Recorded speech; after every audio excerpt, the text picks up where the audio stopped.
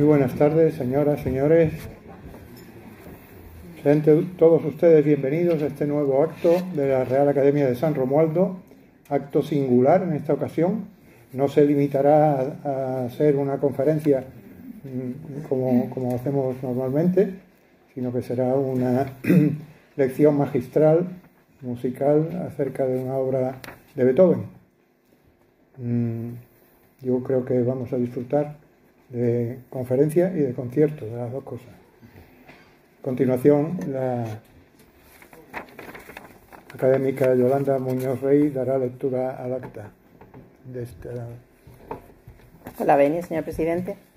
En la sesión de Junta de Gobierno celebrada por esta Academia el pasado 30 de abril de 2025, recogida en el acta número 414, se acordó incluir en el programa de actos del presente curso 2025-2026 el dedicado a la sonata patética de Ludwig van Beethoven, masterclass a cargo del ilustrísimo señor don Manuel Pérez Rodríguez, compositor, director de orquesta y académico de esta, cuyo ingreso tuvo lugar el 18 de octubre de 2016. Habiendo sido director de la Orquesta Joven del Conservatorio Profesional de Córdoba, músico ciriac, es autor de numerosas obras y del himno de nuestra academia. Su colaboración más reciente con la nuestra tuvo lugar el curso pasado como pregonero de la Navidad, donde estrenó la obra 7 postales navideñas. ¿Tú vas a presentar al pianista?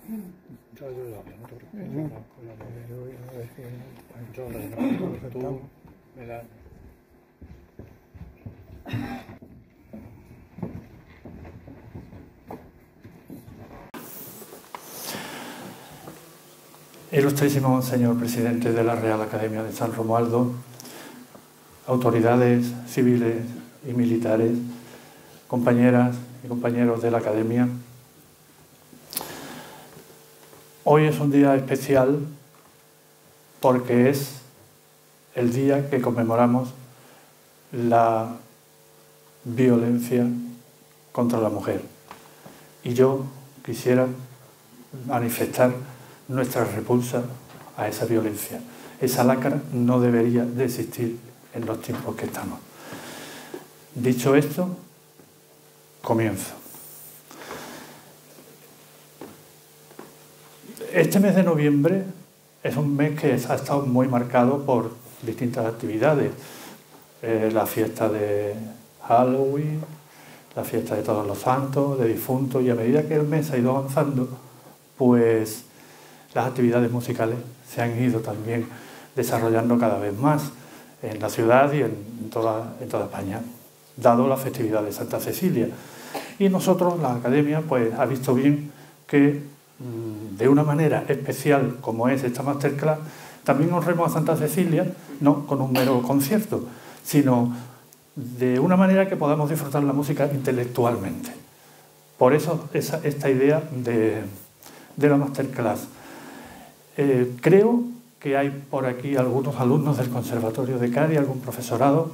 Me dijeron que lo mismo iban a venir porque lo han tomado como una actividad también de la Academia, del Conservatorio, lo cual nos honra, nos gusta, porque uno de los objetivos de la Academia es promover la cultura. Para todo el mundo la cultura es buena, pero si es para la gente joven, pues todavía es mucho más. Bien, me va a acompañar un joven talento cordobés, que fue alumno mío de armonía, de contrapunto, de análisis, de fundamentos de composición. Él es Adrián Pérez Barbero. Compagina las dos especialidades de piano y composición en el Conservatorio Superior de Córdoba. Está en segundo de piano y en primero de composición, lo cual lleva las dos carreras simultáneas. Él se ofreció poder venir y además con muchísimo gusto, y me consta que sus padres también están muy encantados de esto. Bien, hecha la presentación, la primera pregunta que nos hacemos es: ¿qué es una sonata? Una sonata es una forma musical en la cual engloba distintas partes. Al igual que en la pintura está el bodegón, la marina, el fresco, el tríptico, pues en la música la forma musical es el marco en el que se desenvuelve un compositor para exponer sus ideas. La sonata, la suite, el concierto, la cantata, el oratorio, la ópera, la zarzuela, todo eso son formas musicales dentro de un género o de otro. Eso es en concreto una sonata. Y la siguiente pregunta, ¿cómo y cuándo surge el término sonata? La sonata surge a principios del siglo XVII. Lo anterior al siglo XVII, el Renacimiento, era una época donde la música, y lo anterior al Renacimiento también, la música era principalmente vocal. Los instrumentos se sometían simplemente a doblar o sustituir las voces, salvo excepciones como pueden ser la vihuela o el órgano, que tenían obras para ellos solos, pero generalmente la mayoría de los instrumentos doblaban o suplían las voces. Pero en el barroco, cuando ya la nobleza empieza a tener gusto por tocar instrumentos, eso quedaba muy bien, la música instrumental empieza a desarrollarse. Y como tal, pues empiezan a surgir nuevas formas musicales. Y entre ellas surge la sonata. La sonata viene del término sonare del italiano, que quiere decir, pues, sonar, hacer sonar un instrumento, principalmente de cuerda frotada. Y solían ser para 2 o 3 instrumentos. Y surge en oposición a la cantata, que era una obra para ser cantada. Y también surge el término toccata, de tocar, que es una obra para ser tocada, pero ahí especialmente por instrumentos de tecla, órgano, arpa también, vihuela. Y estas sonatas surgen, a medida que va evolucionando, 2 tipos de sonatas. Hablamos del barroco, que es la sonata de cámara y la sonata de iglesia. La sonata de cámara estaba muy influenciada por la música profana, sobre todo por la suite. Incluso esta sonata tiene algunos tiempos, algunos del conjunto, que son danzas. Y he dicho de la música popular, y se tocaba en la cámara del rey para distraer las tardes del rey, del noble, de las tardes palaciegas. Y la sonata de iglesia era una sonata de corte más austero, más severo, comenzaba siempre con un tiempo lento y estaba muy influenciada por los motetes, la música religiosa y por la escritura contrapuntística, más que por la escritura homofónica que prevalecía en la de cámara. Bien, pero esto es una cosa importante que tenemos que tener en cuenta, que en el barroco, en esa etapa, esa sonata era de una estructura monotemática binaria. Quiere decir, un solo tema que se divide en 2 secciones. Principalmente era eso, un solo tema en 2 secciones. Y ese tema iba a tener una serie de evolución, pero no iba a haber ningún desarrollo que llevara a un nuevo elemento temático. Por eso hablamos de sonata monotemática.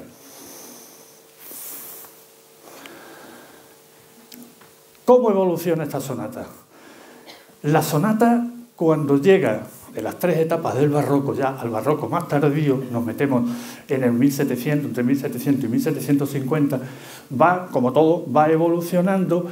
Ya en Bach encontramos algunas sonatas que al final del primer movimiento o del segundo o del otro movimiento recuerda un poco el tema inicial, pero en España, con el padre Soler y con Scarlatti, que vino de Italia y estuvieron en la corte, empiezan a darse unas sonatas de un solo movimiento, pero tenían las 2 secciones, pero ese tema iba a evolucionar hacia un segundo tema, pero un segundo tema muy parecido al primero. Entonces, después iba a haber un desarrollo y al final reexponía uno de los 2 primeros temas. Es lo que se le solía llamar sonata imperfecta.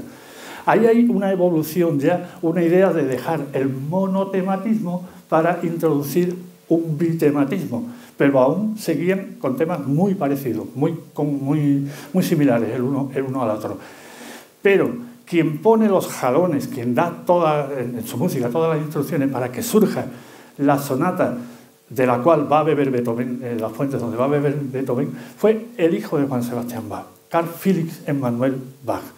Él compone sonatas donde ya se ve claramente la idea de un segundo tema. Él se dio cuenta que al público pues, le gustaba oír algo distinto de lo que escuchó al principio y empezó a evolucionar. Y todo eso es lo que nos va a llevar a la sonata que Haydn y Mozart llevaron al máximo esplendor, de los cuales Beethoven lo puso en un nivel ya insuperable.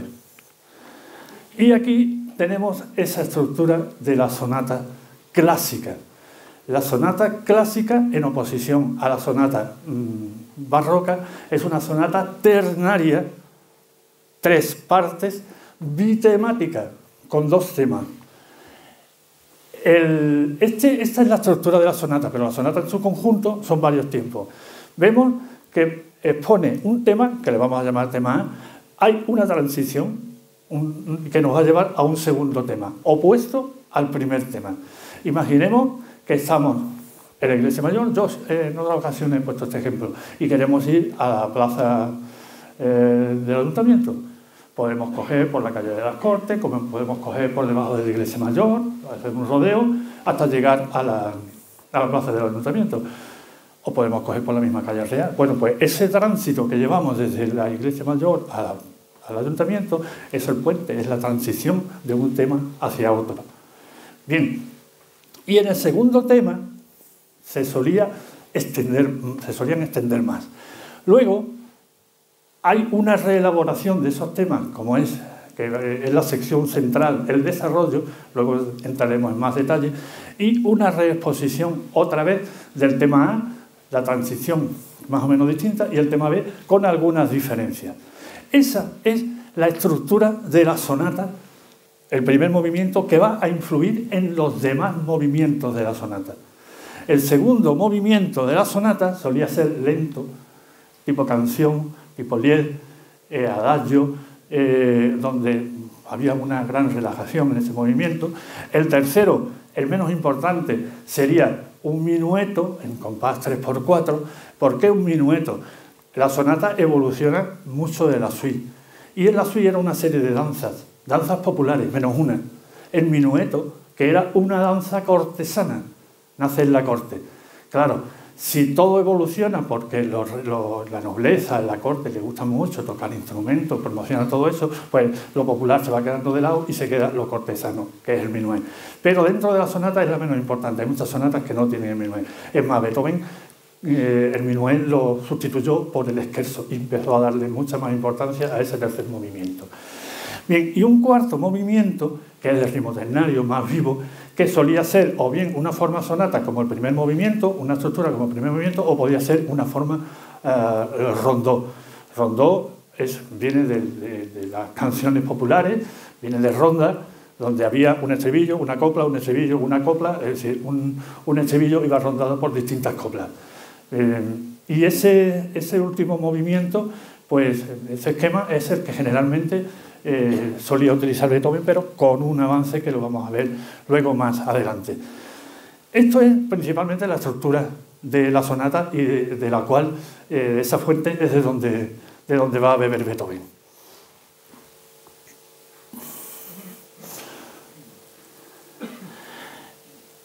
Muy bien, y antes de entrar en detalles de la sonata, vamos a ver unos elementos importantes: las cadencias y la tonalidad. ¿Qué son las cadencias? Las cadencias son los distintos reposos que hay en el discurso musical. Y principalmente hay 2 sensaciones que nos va a dar esa cadencia, que es sensación de continuar, de suspensivo, de estar en suspensión, y sensación de reposo. En música hay 4, 2 que dan sensación de inestabilidad y 2 que dan sensación de estabilidad. Os voy a poner un ejemplo.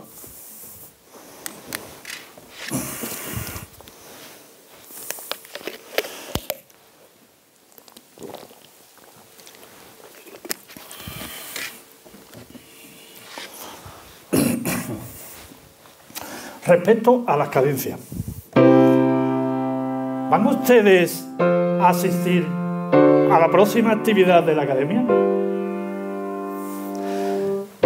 Estoy seguro que os va a encantar. Por ello, os invito a que asistáis. Pero tengan cuidado con la hora. No vayan a llegar tarde. Tenemos muy claro este tipo de cadencia con unas armonías en el cual hemos dado una sensación. Hemos dejado en el aire algunas preguntas y otras las hemos contestado, las hemos respondido. Eso es muy importante, porque estas cadencias es lo que va a determinar las distintas partes, las distintas secciones pequeñas, cada vez más grandes, dentro de una sonata. Y otro elemento importante es la tonalidad. ¿Qué es la tonalidad? La tonalidad es la organización de una serie de sonidos que todos ellos dependen de uno principal al cual llamamos tónica.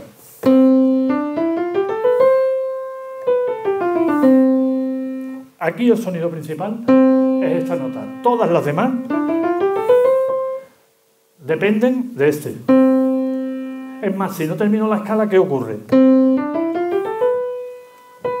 ¿Qué está pidiendo esto? Reposar.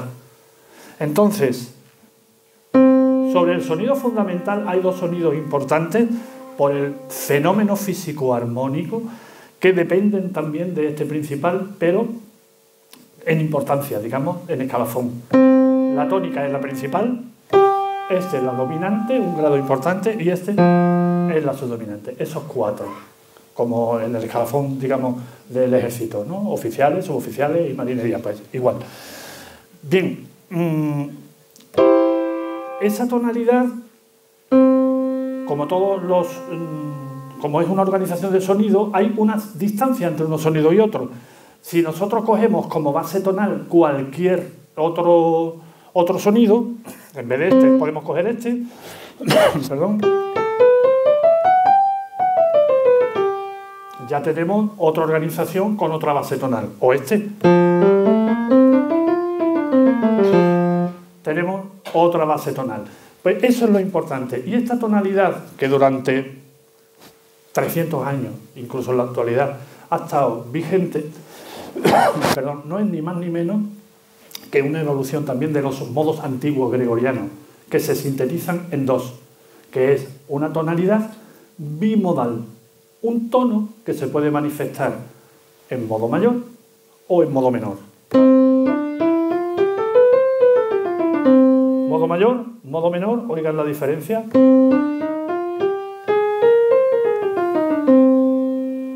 ¿Vale? Con esa influencia de los modos antiguos quedaría el modo menor así. ¿Dónde está la diferencia? En la tercera, en el tercer grado, la tercera nota que damos. ¿Veis la diferencia? Mayor, menor. Hay quien dice el mayor da sensación de alegría, el menor sensación de tristeza, eso es muy relativo. Y todos estos grados de la escala, todos estos grados de la organización, sobre ellos se fundamentan o se forman una serie de acordes.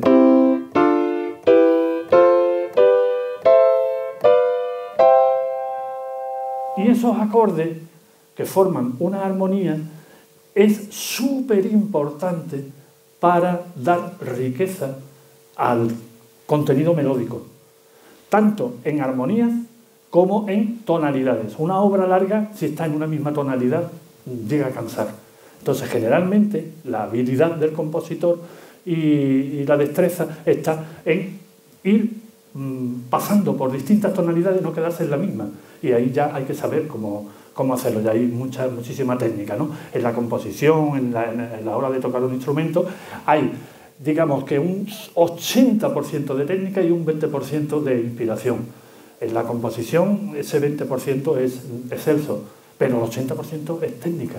Y en el piano igual, todo es mucha técnica. Ahora, ¿cómo pongo yo esa técnica en práctica? Es donde está la habilidad del intérprete, ¿no? Fijaros la importancia de la armonía. Hay algo más monótono que esto. Bueno, sí, el reggaetón. Pues fijaros con una armonía.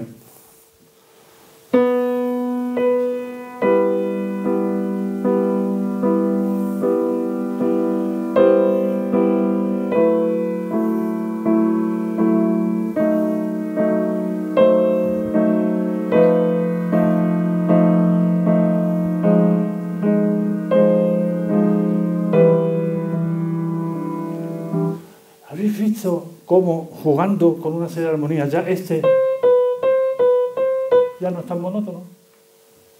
La importancia de la armonía es esencial en la composición. Y entremos ya en lo que es la sonata patética. Adrián, por favor. Él me va a ayudar y va a ser el que interprete. Yo voy a explicaros ya, con este preámbulo, cómo va a ir la sonata patética, con ejemplos en vivo en él, y luego me aparto, me sentaré, que tengo la silla ahí, para pasarle un poco las páginas. Siéntate, siéntate. Y nos dedicamos a oírla y a disfrutar de este joven talento que creo que os va a encantar. Y además es más importante la música que lo que yo esté diciendo. Mirad, la sonata patética está, como habéis visto, basada en la forma sonata clásica. Esta sonata la he escogido por lo siguiente, porque marca un hito en la época de Beethoven y en la época musical. Primero, porque tiene una introducción que ninguna sonata lo tiene. Sin embargo, la sinfonía sí. La sinfonía es una forma sonata, pero para una gran orquesta. Para una orquesta grande. Y muchas tienen introducción grave, lento. Y lo demás está todo basado en el esquema sonata. La compuso Beethoven entre 1798 y 99, cuando tenía 27 años. Y el término patética no se lo puso él, lo puso la editorial, y a él le gustó, y entonces pues se siguió mencionando como sonata patética. Fijaros cómo la construye. Un tema que es el que le da carácter a la sonata. Da el do, re, mi bemol nada más. Do, re, mi bemol. Sobre eso está basada esta introducción.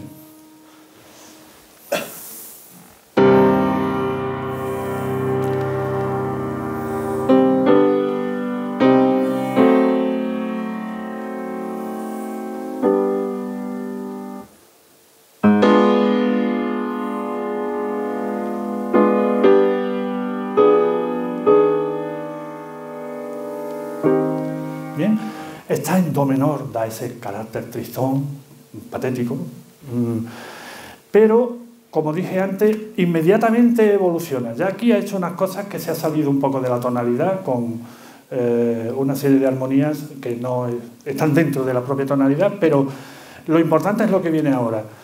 Esta tonalidad de do menor, él inmediatamente la cambia y se va a otra tonalidad algo más lejana, porque Beethoven hace una relación tonal distinta a las que hizo Haydn, las que hizo Mozart, las que hicieron los antecesores. Y esa relación tonal es la que abrió las puertas al romanticismo, con relaciones tonales mucho más lejanas que las que hacían en la etapa clásica.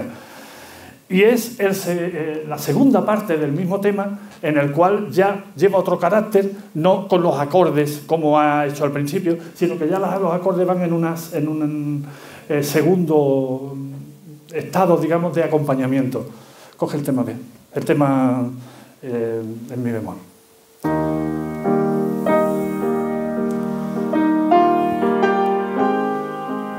¿Veis? El tema es parecido, pero lo está elaborando de otra manera, dentro de la introducción, del principio nada más.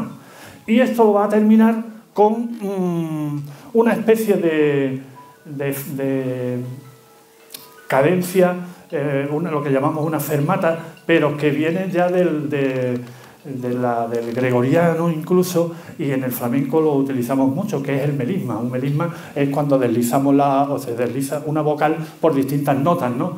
Pues aquí no hay armonía apenas y él desliza por una serie de escalas cromáticas para llevarnos ya al tema principal.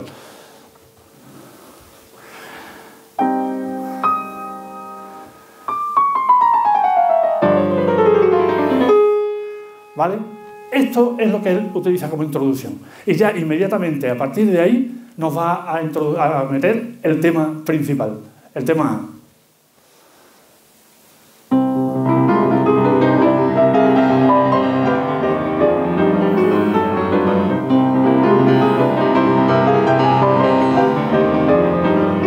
Hace una fórmula, sigue.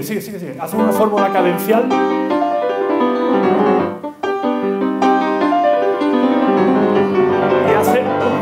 una transición. Vamos de la Plaza Iglesia al Ayuntamiento.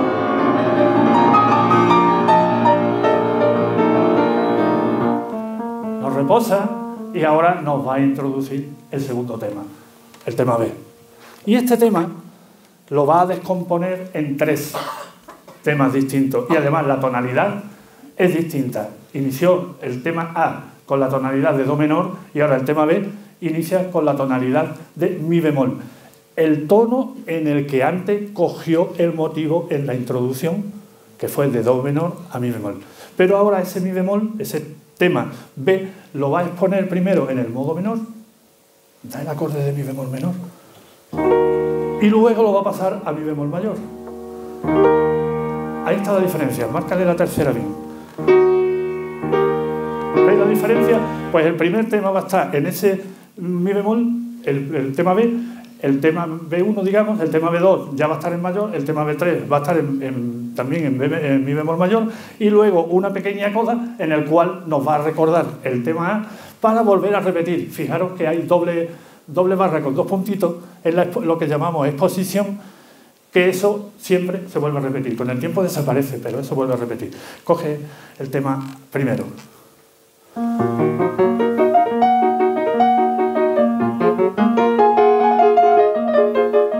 ¿Vale? Y luego tenemos el segundo tema.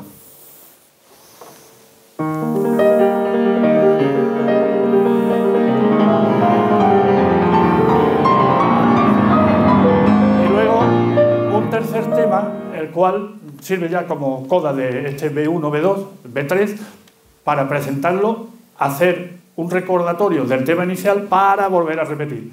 Coge el tema 3.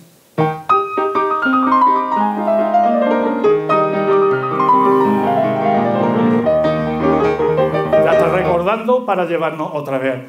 Tengo que felicitarlo porque, aparte, perdonen el paréntesis, porque no es fácil tocar con alguien al lado molestándole como le estoy molestando. No es fácil.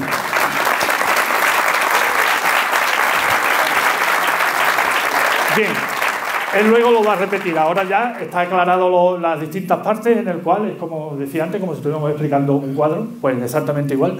Y ahora nos vamos a meter en la segunda sesión, la que es la sesión del desarrollo. ¿Qué hace Beethoven con esto? Pues recordar, antes de hacer el desarrollo, recordar el tema de la introducción.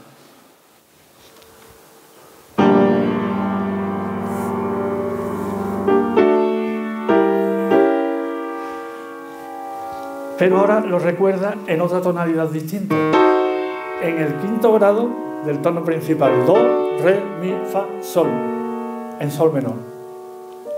Fijaros la diferencia, cómo va relacionando. Y ya a partir de ahí nos introduce lo que es el desarrollo. El desarrollo lo que hace es basarse en temas anteriores, motivos anteriores, meter un elemento nuevo, pero Beethoven aporta algo que tampoco se había hecho antes, que es lo que llamamos una retransición. Y la retransición está basada en una pedal de dominante que crea muchísima tensión para que el oído repose esa tensión después en la reexposición del tema inicial. Va a coger un poquito el desarrollo.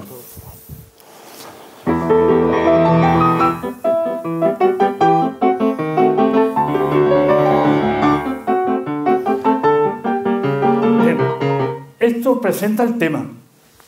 Algo del trémolo a la mano izquierda solo, en cualquier orden. Este motivo tremolado está en la mano izquierda. ¿Vas a cogerlo a la mano izquierda? Cualquier nota, da igual. El do, tremolado. ¿Vale? Ese elemento lo va pasando de la mano izquierda a la mano derecha, que es el que sustenta principalmente los motivos que hay por arriba. Porque la armonía es como los cimientos de un edificio. Lo que sustenta toda la música que hay arriba es la armonía. El bajo armónico es súper importante. Bien, ese es el elemento del desarrollo, y lo que hablaba de la transición basado en la pedal de dominante que crea mucha tensión. Fijaros, eso lo aporta Beethoven. Sí.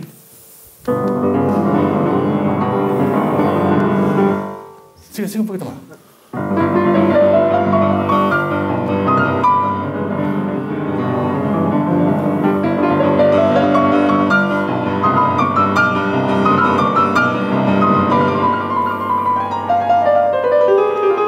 Hace esa especie de melisma y ya expone otra vez el tema A, que no lo vamos a tocar para no alargarnos. En la reexposición tenemos otra vez el tema A, que está en el tono principal. Fijaros cómo está igual que en la exposición. La transición la hace distinta, no la hace igual, continúa un poco alargando el tema A para meternos en el tema B. Fijaros que está B1, B2, B3, pero fijaros las tonalidades. En la exposición estaba mi bemol mayor, mi bemol menor, mi bemol mayor y tenía una pequeña coda. Y en la reexposición está en fa menor, en do menor y en do menor, quiere decir que acaba igual que empezó. Pero los temas son exactamente lo mismo, lo que cambia es el color por la tonalidad. Como lo hemos escuchado antes, para no extendernos mucho y escucharlo luego bien, lo saltamos. Y termina, lo remata con una coda que está tomado del elemento temático de la introducción y del tema. Cogéis un poquito la coda.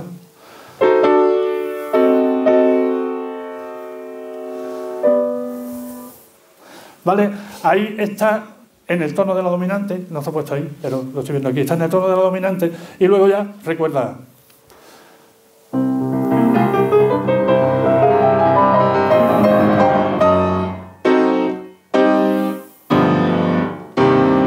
Y termina lo que es el primer movimiento. Vamos al segundo movimiento. El segundo movimiento, como dije antes, es el tiempo lento, un tiempo que en este caso opta Beethoven por la forma rondó. Esto es lo que le denominamos en análisis el lied desarrollado. Los tiempos lentos son los más complejos porque tienen mucha libertad a la hora de elaborarlo, pero suele ser un lied ternario de 3 secciones, un lied desarrollado, 5 secciones, forma de rondó, abaca, A, B, A, C, A, estribillo, copla, estribillo. El estribillo siempre está en el mismo tono y las coplas son elementos distintos, por eso es B y C, en tonalidades distintas. Y Beethoven opta por esa opción, pero con una riqueza y con una alegría, con una melodía que difícilmente puede uno entender cómo Beethoven tenía ese carácter tan agrio y podía ser una música tan excelsa, porque los segundos movimientos de Beethoven son divinos, ¿no? Es raro encontrar uno que no nos guste. Vamos a escuchar esta melodía. Él la va a presentar, la primera sección, 2 veces. Una vez con una textura muy sencilla y la segunda la complica un poco más, la engorda un poco más, es más densa y repite el mismo motivo pero en octava alta. El primero lo hace grave y después se va más arriba.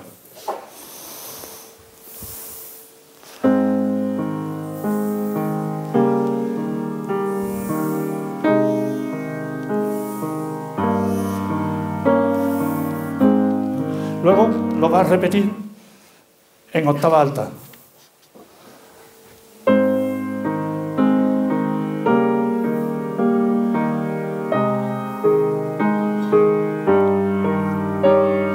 ¿Vale? La tonalidad que ha escogido para este caso es una tonalidad de la bemol mayor, una tonalidad lejana al tono principal. Al tono principal que era do. Esto es lo que le llamamos relación de mediantes o submediantes. No entramos en detalle, pero es una tonalidad que no tiene que ver en principio nada con do, pero sí es familia de do. Luego expone la segunda sección con un elemento temático distinto.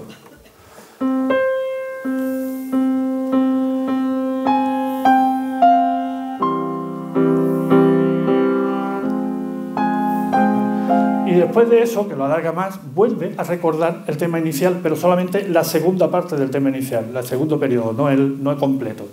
Cógelo allí donde... Pam, pam, pam.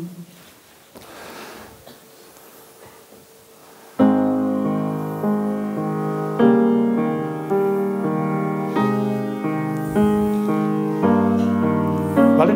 Y introduce una última sección C que la hace a modo de desarrollo, porque se extiende un poquito más y mucho más compleja en las tonalidades que utiliza. Y está en el tono de la bemol menor. La misma tonalidad del inicio, pero en lugar de estar en mayor, está en menor, que le da otro carácter.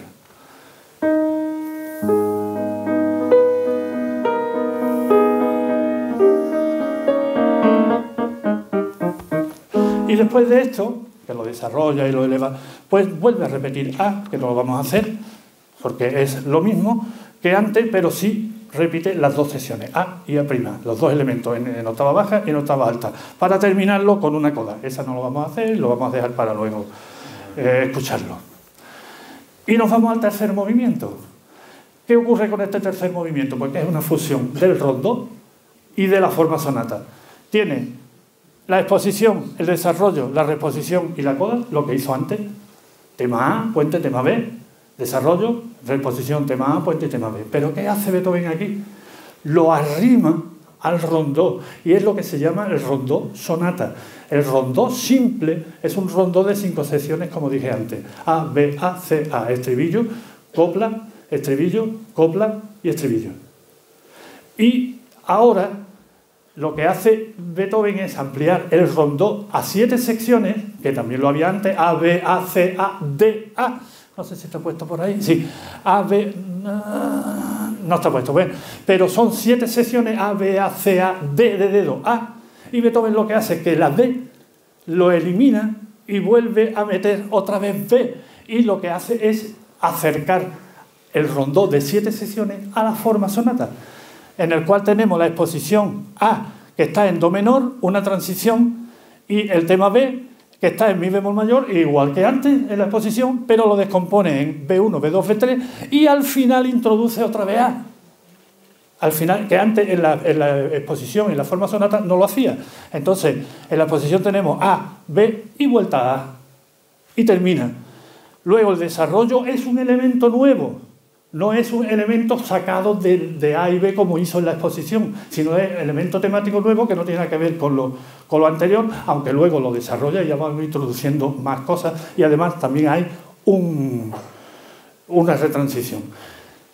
Para volver a la reexposición, y otra vez tenemos A, que está en el tema principal, una retransición, B, descompuesto en las 3 secciones, y otra vez A, igual que pasó con la exposición. Entonces tenemos exposición, desarrollo y reposición. ¿Diferencia del rondo sonata con con las formas sonatas del primer movimiento? Pues que al final de la exposición y al final de la reexposición introduce otra vez A.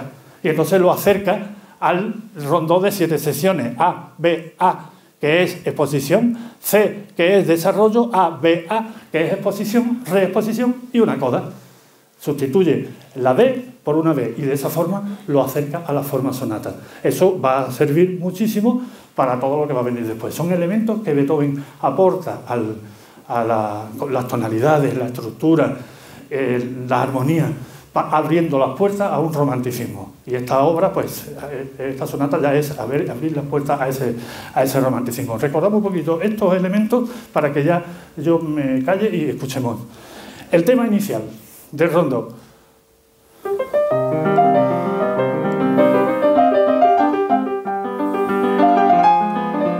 ¿Vale? La transición.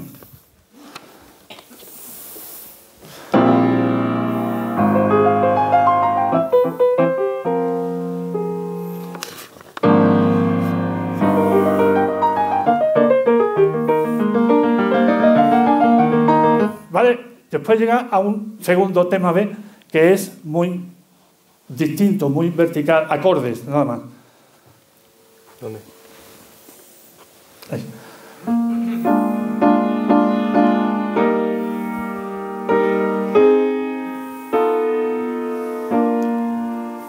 Vale, esto lo descompone de distintas maneras y luego vuelve a reponer.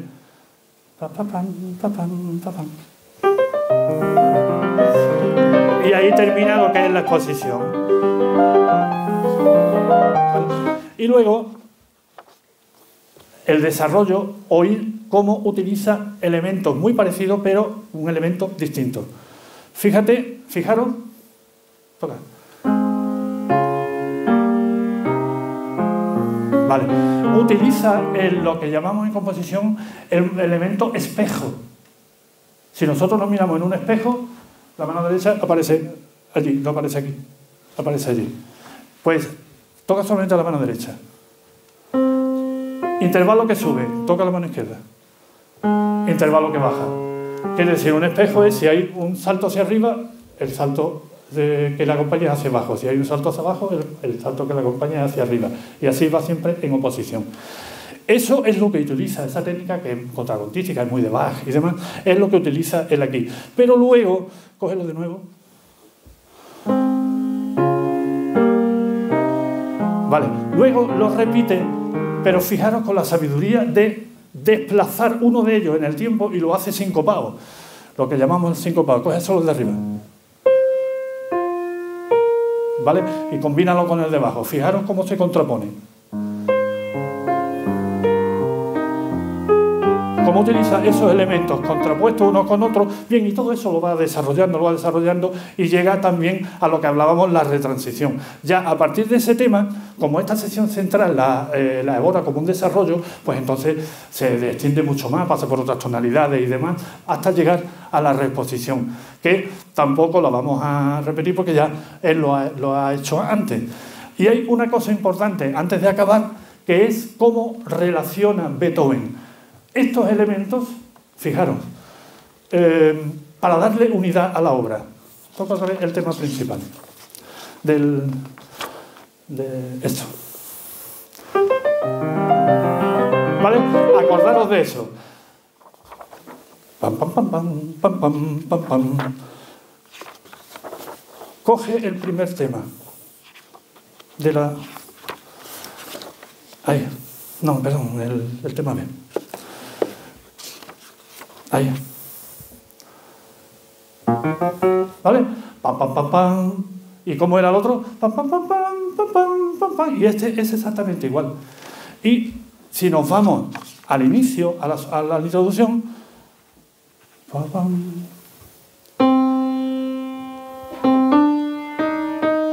Pam, pam, pam, pam, pam, pam, pam, pam, pam. Bien, fijaros esta célula, tan, tan, tan, tan. ¿Qué os recuerda? Tan, tan, tan, tan. Sol, mi bemol. Ta, ta, ta, tan. Ta, ta, ta, tan. Esa célula le martilleaba la cabeza a Beethoven durante toda su vida. Pam, pam, pam, pam. Pam, pam, pam, pam. Pam, pam, pam, pam. Constantemente y de una u otra forma.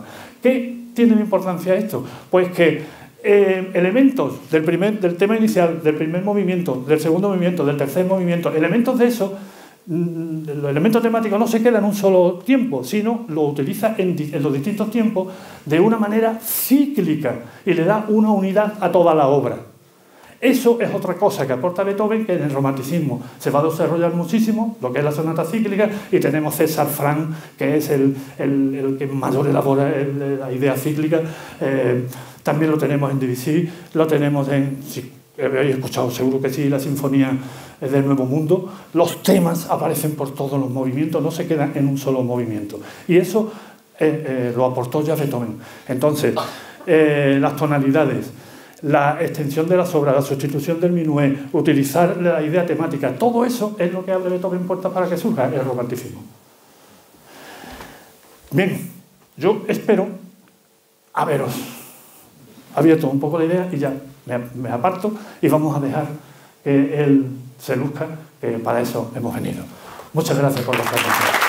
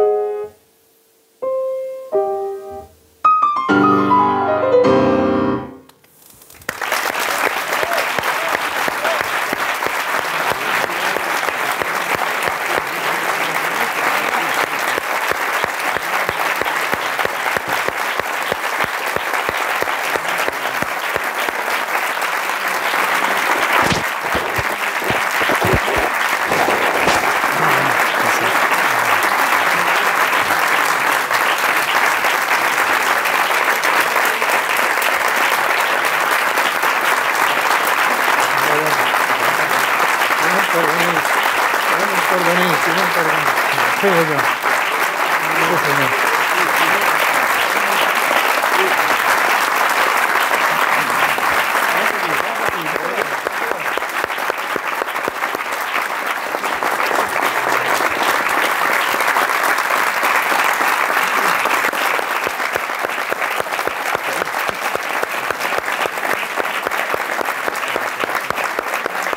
Ahora tiene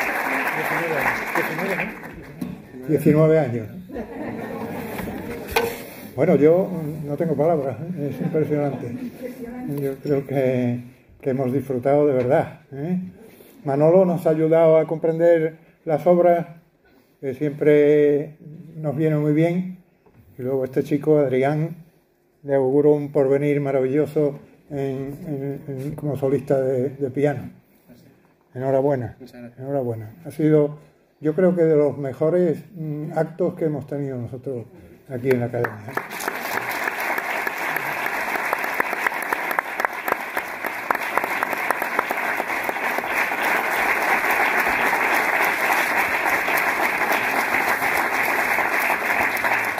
Nosotros que vinimos al principio, todavía estaba ensayando y hemos disfrutado más tiempo de él. Yo quiero hacerle entrega a él este recuerdo del concierto que nos ha ofrecido. Si a ti, Manolo, también. Muy bien. De nuevo, mi enhorabuena. Muchísimas gracias. Y hemos disfrutado muchísimo. Gracias.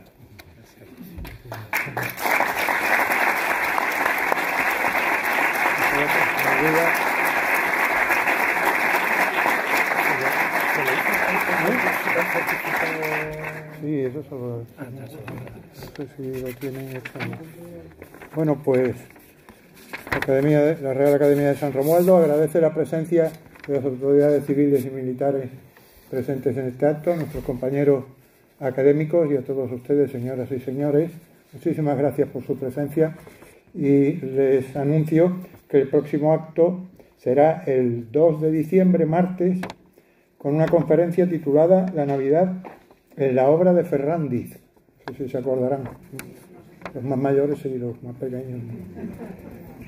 Estará a cargo de nuestra compañera académica, doña María Fidalgo Casares. Será el próximo día 2 de diciembre a esta misma hora.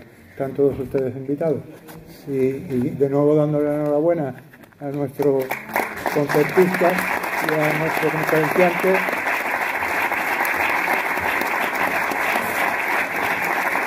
Muchísimas gracias.